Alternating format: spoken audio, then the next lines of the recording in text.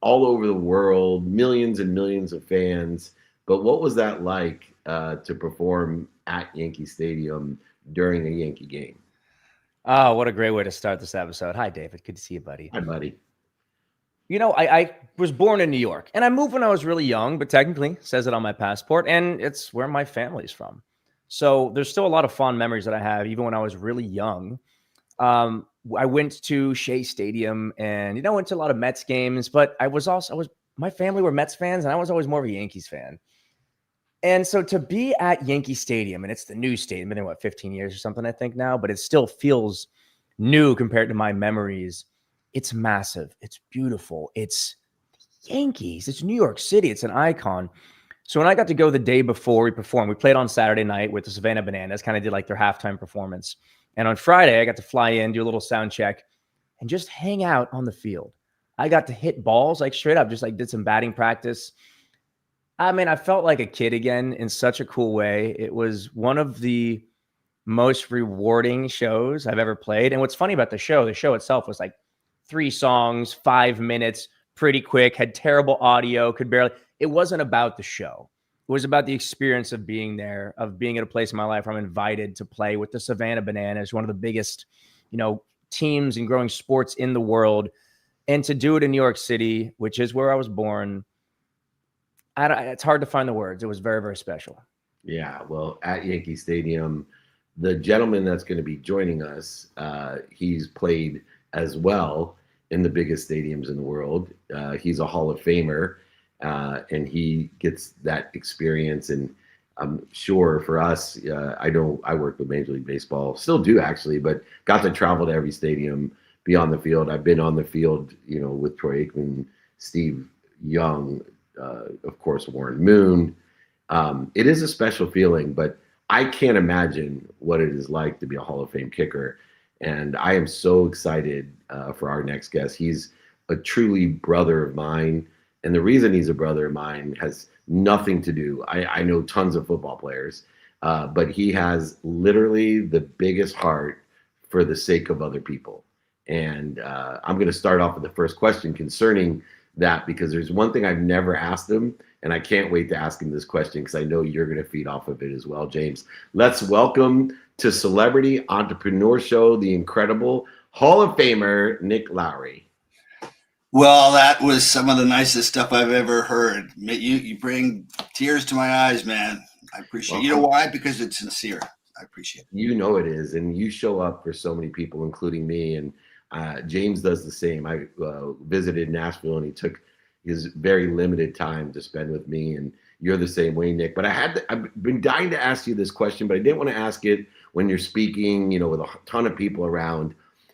One thing that's remarkable about you, beyond your Ivy League education, beyond your heart and soul, is that I've been around the game of football as long as you have. I'm just not as good as you, but I've been around it as an agent and a marketer and a philanthropist of sports.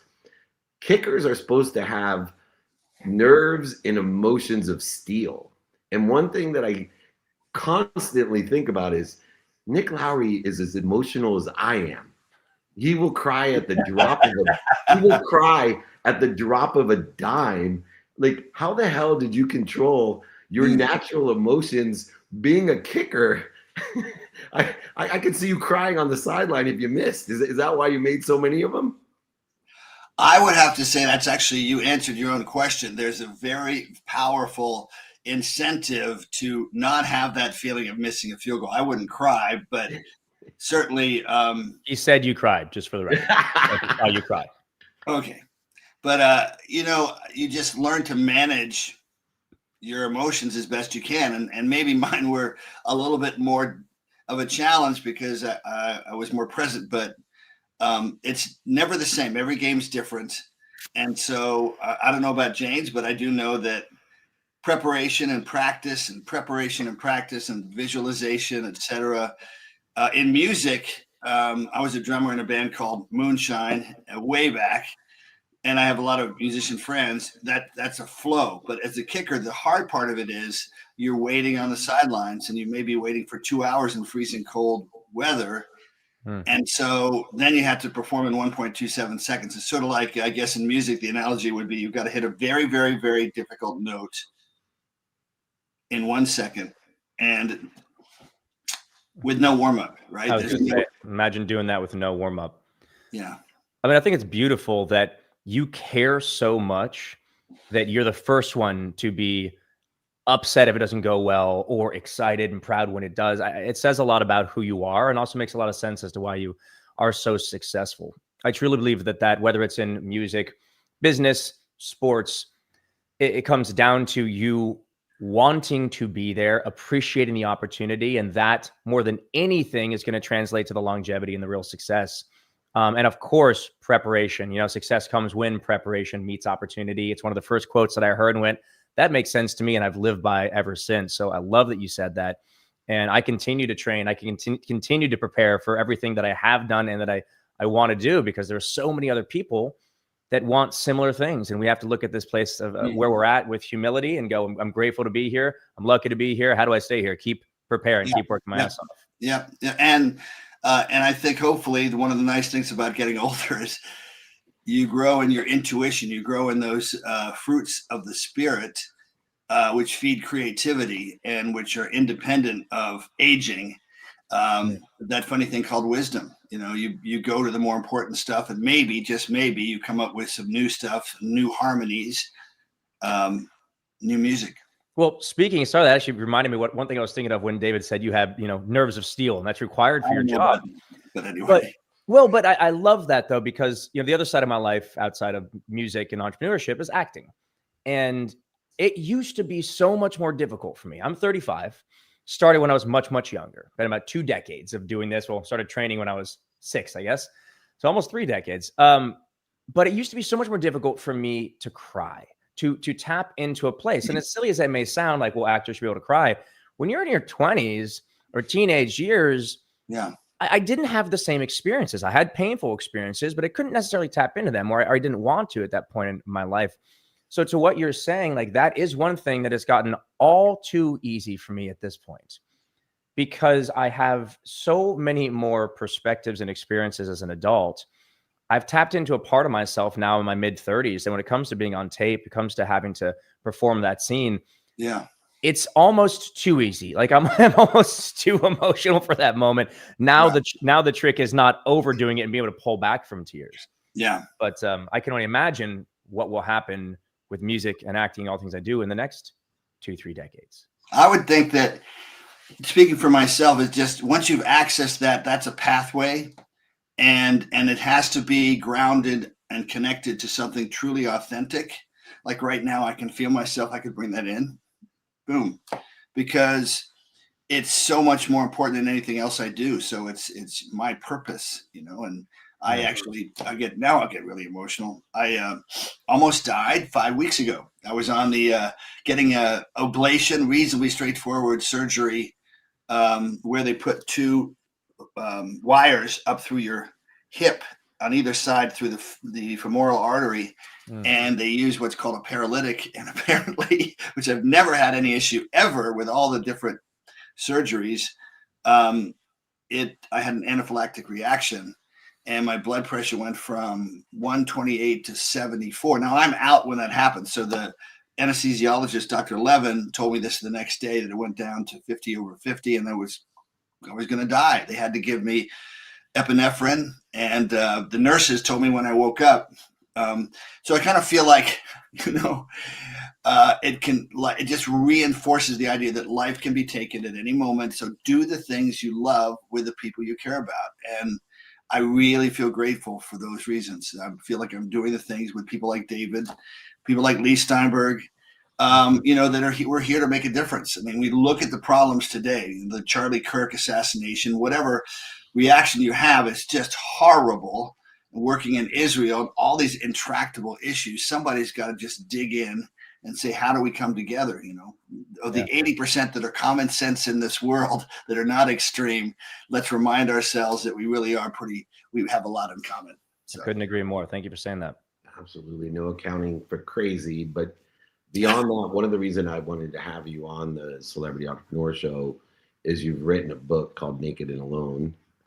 with 80,000 people. Obviously, an allusion to some great career events of yours and James, by the way. And it must be a thrilling experience, but in an existential way, as I study the Tao and so many other pieces of content that talks about I am. When I think about being naked and alone, I think about those 3 letters, those 2 words that significantly have changed my life. I am, therefore, what am I doing to interfere with it?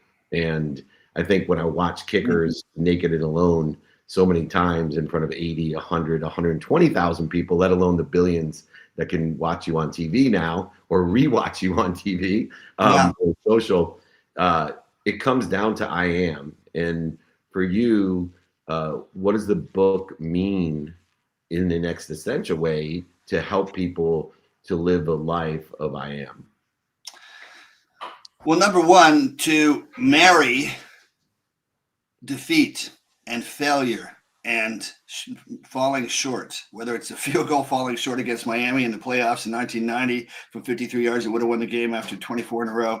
Not that I, don't You're not remember thinking about that. Nobody remembers that. But the mistakes and the rejections, because you have high standards, but then you start to ask the question, what really is high? And to me, living a life that really matters and helping everybody tune into their unique gifts. James has unique gifts, multiple unique gifts. David has unique gifts. And maybe the best gift of all is to ourselves permission to miss a field goal in front of millions badly and just dig deeper and come back and examine how we prepare, examine our commitment. And so everybody has unique pathways to a journey of a life that matters and help people see that. And then, of course, being connected to great mentors. I mean, how many people can say, James, that they grew up next door think of the coincidence of this. They grew up next door to a Supreme Court justice, best friends with Bobby and John Kennedy, the same day, 6801 Hampshire Road. We were 6803 Hampshire Road, who led the NFL in rushing while he was at Yale Law School playing for Detroit and finished number 1 at Yale Law School. And was a swing vote on the Supreme Court for 31 years and was right in the middle of all the civil rights things when he was number 2 before that with Bobby Kennedy, helping Marshall, as the U.S. Marshal, helping commandeer the school buses for the marchers into Selma, Alabama. How about that? Then when he died, almost at the same time that he died, a guy named Muhammad Ali moved in next door here in Arizona. And I got to spend quite a bit of time with him. So how people handle their success and somebody, of course, who had to handle his Parkinson's with dignity, with grace, is pretty wonderful stuff. Wow. I mean, the coincidence is one way to possibly look at that, but I think it feels more divine, more the amount of unique and incredible accomplishments from all of those people. That's amazing. You know what's interesting? That just makes me think of how David and I met. And we haven't really I don't think we've told this story on the show, to be honest. I'll do it as quickly as I possibly can. But someone in his team said, hey, you should speak to James. They were a fan, reached out. We just did an Instagram Live, hit it off, had a great time. And I think it was the very next invitation you gave me, would have been 3 years ago now. And you said, hey, I'd love to have you on my podcast this summer. I'm going on a summer tour in the United States. I'm playing 45 shows. So I say, I'd love to, but what are the chances are it's not going to work out. What's the date? You're kind of just being polite, but it's not going to work because, playing 45 shows over 3 months. And he goes, oh, okay, it's in LA. It's at, oh my Lord, why can't I think of the stadium? SoFi. A SoFi Stadium. And it's on this date. And so I look at my schedule, be polite to tell him why I'm not there. And I go, wait a second, I'm playing LA that day. But I'm like, okay, it's still, what's your window when you want me there? He's like, oh, noon or 1 would be great. Yeah. And I'm like, well, let me look at my schedule. Holy shit, I'm playing LA Live. LA Live is in SoFi. It's the venue they built in the stadium. And then I go down to my schedule. And I'm like, well, I'm probably not free. It's probably meet and greet. And it's like, nope, from 12 to 2 p.m., you've got a window. Yeah. What else? I don't know. Serendipity. It was such a incredible. Serendipity is a great word, James, but I think it's certainly the being a wordsmith, right, is always helpful. I'm not sure. Sometimes I am. I write some poetry, but it's a higher word than serendipity. It's certainly a spiritual serendipity. It's that you're aligned and these coincidences happen. And you go, how did that happen? I mean, seriously, how did Muhammad Ali move in next door? And I have to tell you a really, really fast story, if that's okay, about Muhammad Ali. We took him to a Royals game. Dayton Moore was the general manager in spring training in Surprise. And they had it all worked out. So they had him a jersey number 1, and he had his sunglasses on, and we had all the golf carts so that he didn't have to walk far. We went through the outfield gate, and people recognized him immediately from 100 yards away, and the whole stadium stood up. It was like a movie. And the game was incredible. Wayne Gretzky, the great one's behind us right here. George Brett's right here, and Muhammad Ali's right there. After the 6th inning, he needs to go because his Parkinson's medicines, he's beginning to shake a little bit. And we were driving around in the golf cart, and I see at the white Range Rover a crowd of kids and some adults. And I'm like, oh, man, he's so tired. It's going to be tough. As he approached, he stopped shaking, just stopped shaking. And he became like Black Santa Claus for all these kids with the most angelic, genuine, loving smile, one at a time, taking photos with him. I just thought, man, this is greatness.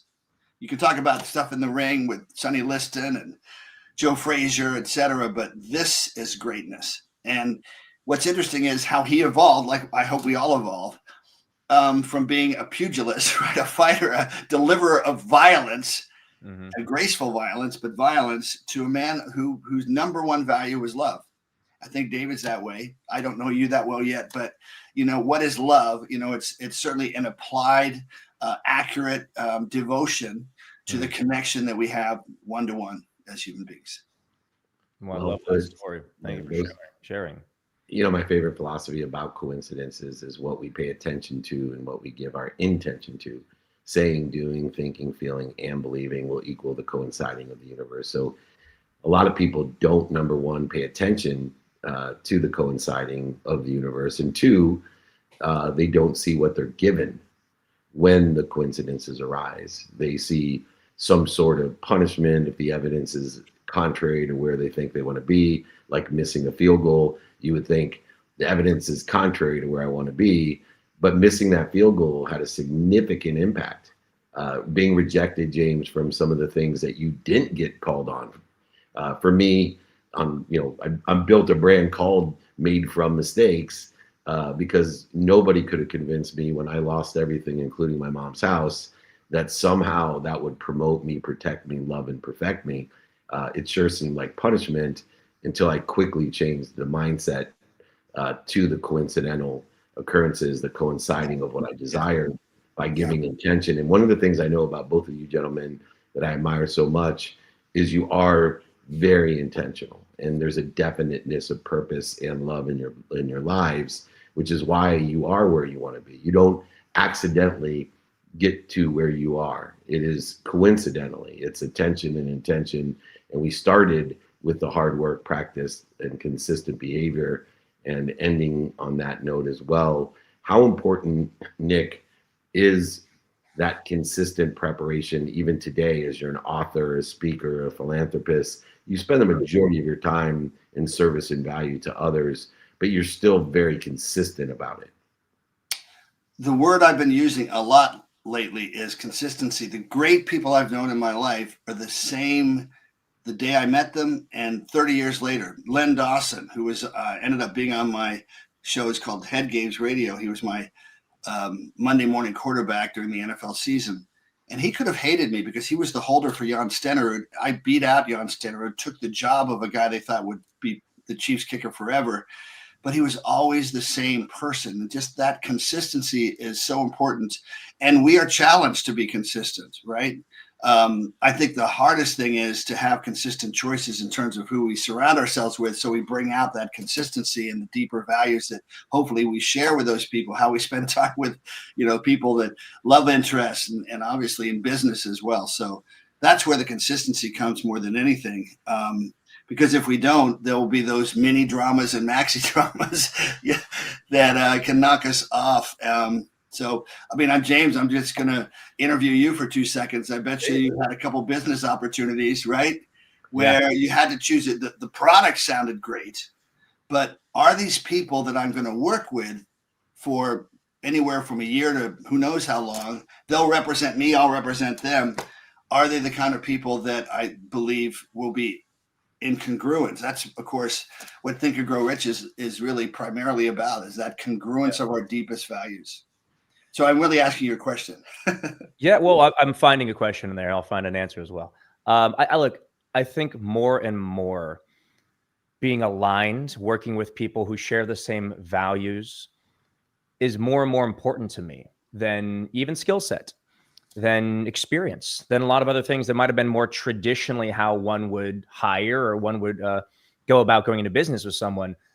I want to work with people who are aligned fundamentally, and I want to be around people who are aligned fundamentally with what I want. And now you can talk about politics or religion or all those things, but I think what's more important than those is intention.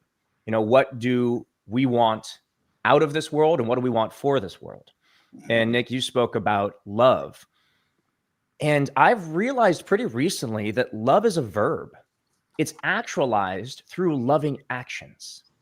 So if you want to be loved, or you make the choice to love others, to put that intention, as David put, behind being loving and showing the world love. And without sounding too hippy dippy about it, I think that's extremely important. And it's made some decisions tough in life with people that I used to work with, or even people that I'm still working with, and wondering if that alignment truly is there, and if it's something I want to continue or something I want to pursue. But ultimately, the more I make that decision, the more I surround myself with people like David and like a lot of the people that I'm lucky enough to be around, my fiance and people that I do work with, it ultimately gets easier, because then there's really no question. There's just we're either on the same page with trying to do good in this world with good people, and the rest we agree we're going to figure out, or we're not. And that's unfortunate, but I'm not going to waste time trying to convince, let's call it the 10% over here and the 10% over there, the extremists, that I'm right and they're wrong. That's okay. Yeah. So, yeah, it's sorry for a long answer, but I think it's a deep question. And it was great. Nick and I were with Jim Quick, one of our dear friends, and I admire him immensely for how enlightened he is. But he always tells me, Dave, life exists between the B and the D in the alphabet. It exists in the C, the choices that we make. And one of the critical choices, as you can see on the bottom, the book that's coming out, Super Bowl, is Don't Do Business with Dicks. And that's a choice in your quantum shift, James, you're making in your life. Regardless of the money, I'm not going to do business with Dicks, and neither is Nick. But I will do business with Nick. That might be my next book. Only do business with Nicks. Exactly. Next, it's a much better rhyme. Yes. Yeah, it's good. Nick Lowry and Nick Glazer. But I want to thank both of you gentlemen. Nick Lowry, where can people buy your book? It's going to be literally, it's being published right now on Amazon. We're in negotiations with some folks that might end up taking it to a different level. I'd like to think it's a very unique story, being a legislative aide in the U.S. Senate, and then trying one last time to make it, and then playing 18 years and being the most accurate kicker in NFL history. I love the way that sounds. I do too. And I hope that accuracy extends to a skill set in terms of hitting the targets that really matter in life. And that's where the book, I think, will hopefully hit people's hearts. Thank you for writing it. Thank you for being our friend. Please promise. I look forward to reading it, Nick. I truly do. Nice to meet you, James. Love you, David. Love you. Take care. You bet. What a great man. James Maslow, what's your takeaway of the day? Man, the energy and humility that Nick has after, he referenced the game in 1990, the year I was born. I don't say that to make anybody feel old. I know you want to make a joke. I say that truly in admiration, that he has been at such a level of success. And it sounds like I'm going to read in his book a lot more how diverse and how deep that goes, and the multiple different fields he's worked in and been in. And he's still here, so excited about what he's doing now. He is being present. And I think that's my takeaway today. Be present, choose to be happy, choose to love, put your intention in the moment, and surround yourself with people who are like-minded. Yeah, and I'm taking away a relationship at a different level to understand emotion and focus. because emotion can interfere with our focus. You know, if we get too high or too low, we're off our game. And, you know, it's a majesty of calmness that we can have, even if we're very emotional, empathetic people. And we can live at ease and live in this majesty of calmness that gives us clarity, harmony, focus to hit our targets and perform at our best and recover efficiently as well. Something that you do very well, recovering, and hopefully I can as well recover so I can perform better each and every day, even though other people will try to limit us with our own recovery capabilities. We're still here, and we're taking the time to pour into our community. Looking forward to some bigger and better things for Celebrity Entrepreneur Show. It's happening because it's with James Maslow. James Maslow, I can't wait to see you. Have a wonderful, wonderful day. David Meltzer, as always, appreciate your time, brother. Great to see you. See you Great next week. stuff, man. You're amazing. The incredible James Maslow. Check him out. Follow him. You can see all his fans in the notes. They're just going crazy over his hair, his beauty, his joy, and his skills, his knowledge, and his desire. The same with Nick Lowry. I'm David Meltzer. You can reach me at david@dmeltzer.com. We got a slew of things going on. San Diego, Indianapolis, Minneapolis. I got that right. San Diego, Indianapolis, Minneapolis, Los